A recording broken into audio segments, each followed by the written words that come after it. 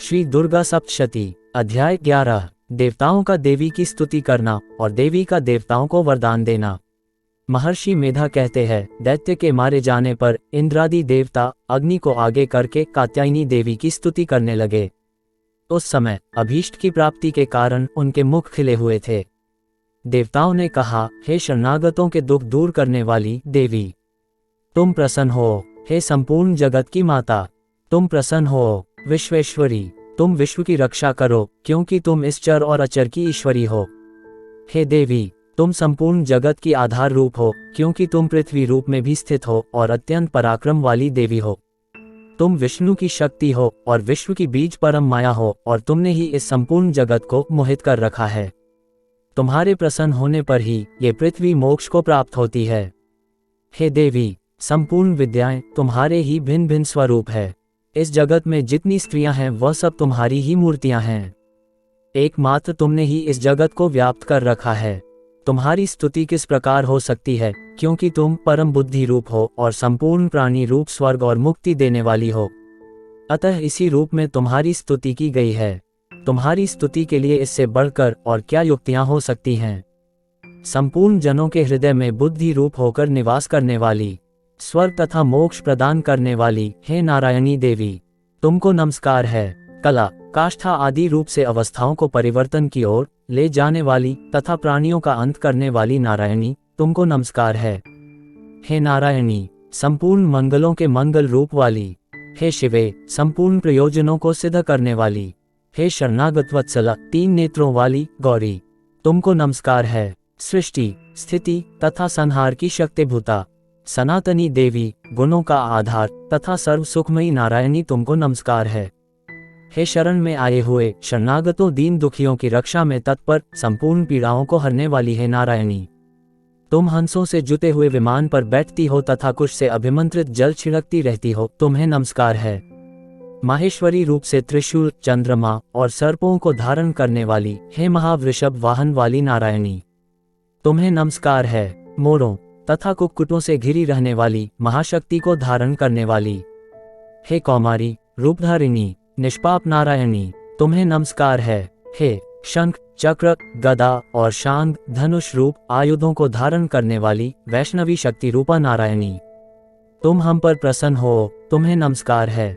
हे दांतों पर पृथ्वी धारण करने वाली वराह रूपिणी कल्याणमयी नारायणी, तुम्हें नमस्कार है। हे उग्र नरसिंह रूप से दैत्यों को मारने वाली त्रिभुवन की रक्षा में संलग्न रहने वाली नारायणी, तुम्हें नमस्कार है। हे मस्तक पर किरीट और हाथ में महावज्र धारण करने वाली, सहस्त्र नेत्रों के कारण उज्ज्वल वृत्रासुर के प्राण हरने वाली इंद्र शक्ति हे नारायणी, तुम्हें नमस्कार है। हे शिवदूती स्वरूप से दैत्यों के महामद को नष्ट करने वाली, हे घोर रूप वाली, हे विकराल मुख वाली, मुंडमाला से विभूषित मुंडमर्दिनी चामुंडा रूपा नारायणी, तुम्हें नमस्कार है। हे लक्ष्मी, लज्जा, महाविद्या, श्रद्धा, पुष्टि, स्वधा, ध्रुवा, महारात्रि तथा महाविद्या रूपा नारायणी, तुमको नमस्कार है। हे मेधा, सरस्वती, सर्वोत्कृष्ट ऐश्वर्य रूपिणी पार्वती, महाकाली, नियंता तथा ईशारूपिणी नारायणी, तुम्हें नमस्कार है। हे सर्वस्वरूप सवेश्वरी सर्वशक्ति युक्त देवी, हमारी भय से रक्षा करो, तुम्हें नमस्कार है। हे कात्यायनी, तीनों नेत्रों से भूषित तेरा ये सौम्य मुख सब तरह के डरों से हमारी रक्षा करे, तुम्हें नमस्कार है।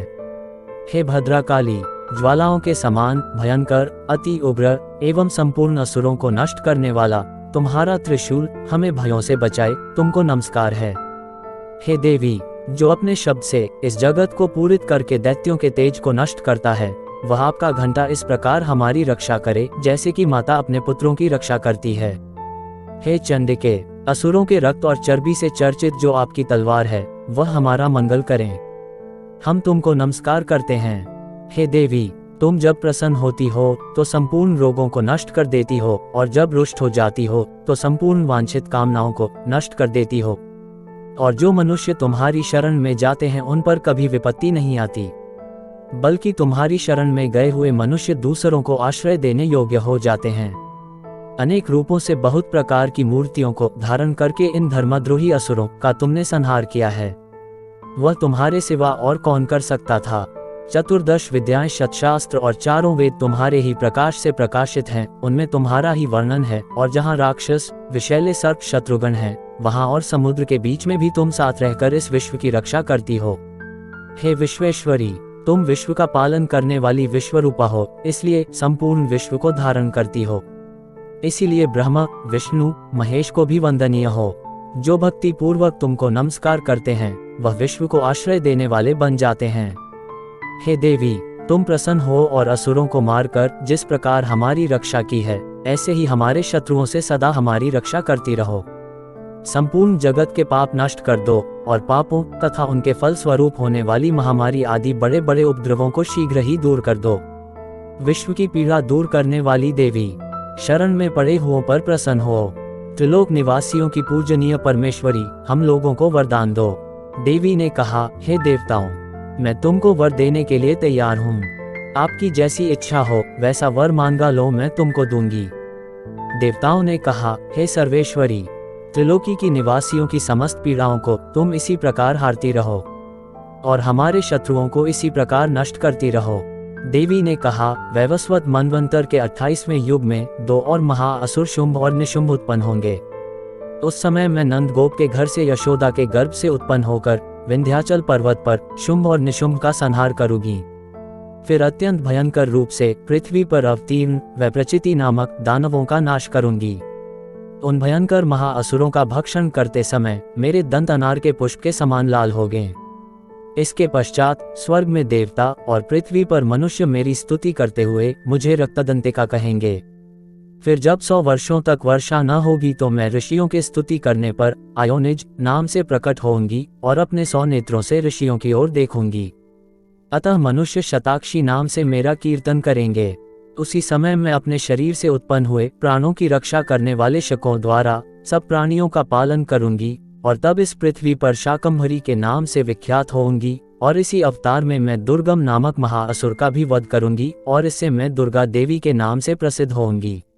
इसके पश्चात जब मैं भयानक रूप धारण करके हिमालय निवासी ऋषियों महर्षियों की रक्षा करूंगी, तब भीमा देवी के नाम से मेरी ख्याति होगी। और जब फिर अरुण नामक असुर तीनों लोगों को पीड़ित करेगा, तब मैं असंख्य भ्रमरों का रूप धारण करके उस महादैत्य का वध करूंगी। तब स्वर्ग में देवता और मृत्यु लोक में मनुष्य मेरी स्तुति करते हुए मुझे भरामरी नाम से पुकारेंगे।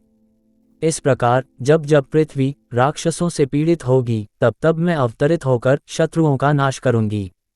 दुर्गा सप्तशती का 11वां अध्याय समाप्त।